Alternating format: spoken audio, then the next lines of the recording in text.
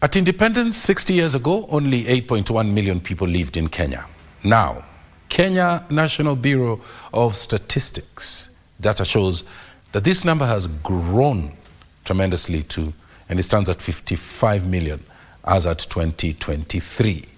The rapid growth is attributed to a drop in mortality rate, a younger population, improved standards of living, and attitudes and practices that favor high fertility. Here is EDNA MURUNGI with the population growth details since Kenya gained her independence.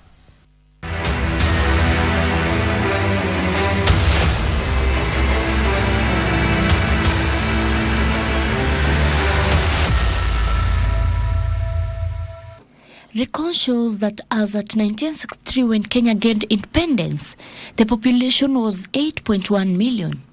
3 years later, this rose to 10.9 million, and a decade on, in 1979, 15.3 million were recorded to be Kenyans.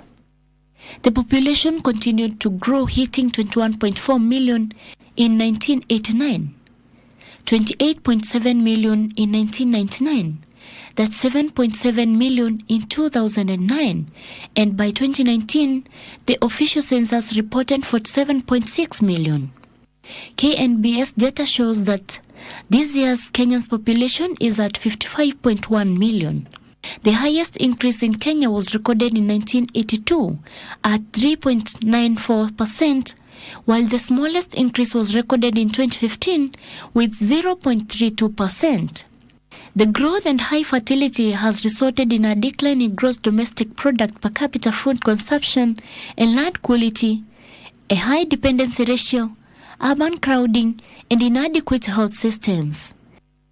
The sustained campaign should help us in women getting to know, to get to understand best what is it that I would desire to have, and what is this number that I would be able to manage, and all that kind of a thing. Of course, not only for females only, but in a household you'll be talking of a man and a woman. Both of them are actually in the best position to decide on the number of children that they want to have. But that should be informed by the information of what it means to have many children or to have few children and the like.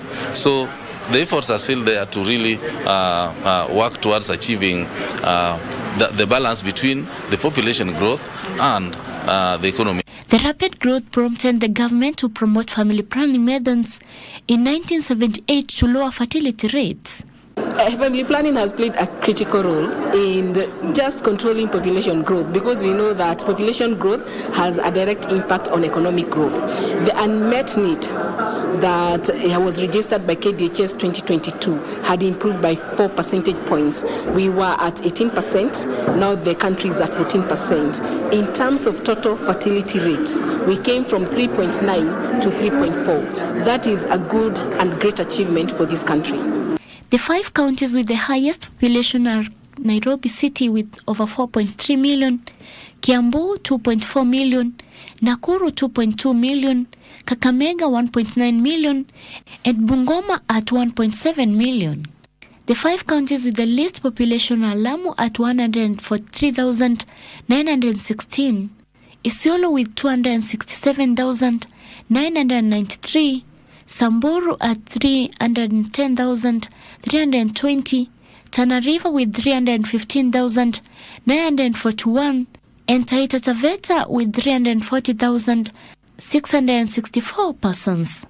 In terms of urban planning, 30.7% of Kenyan population is urban, with 16,943,167 persons in 2023 compared to 1963, when it was averaged at 8.04%, with projections that more than 50% will live in urban areas by 2030.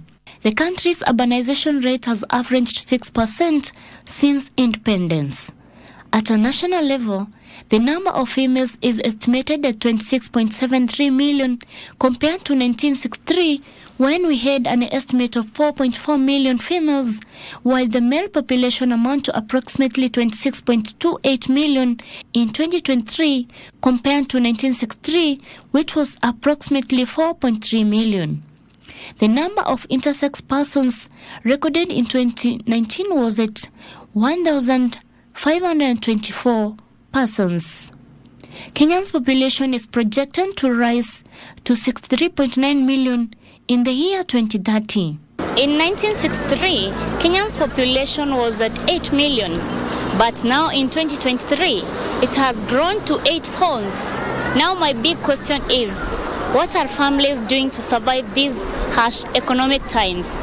EDNA MURUNGI, reporting for KBC Channel 1.